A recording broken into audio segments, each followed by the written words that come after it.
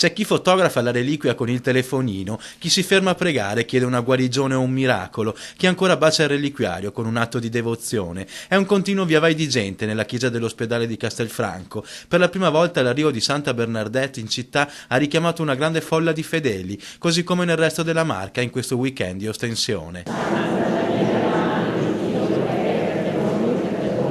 La preghiera è continua all'interno della cappella, anziani, persone malate, ma anche giovani e bambini devoti alla pastorella che vide apparire la Madonna. Io chiedo solo salute e fede, tanta fede. La mia salute perché non è per niente buona. C'è chi non ha mai potuto visitare la grotta di Lourdes.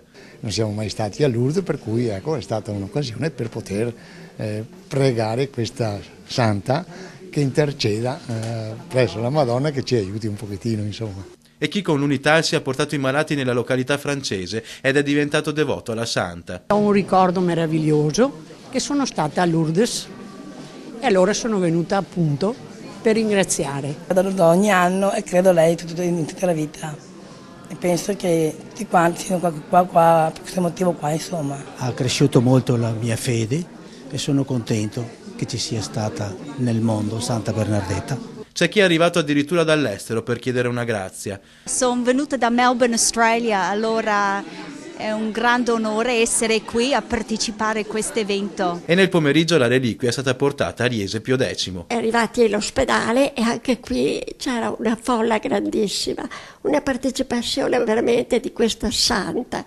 semplice e purtroppo anche avendo visto la Madonna non è che abbia avuto il miracolo, anzi ne ha avuto di sofferenze.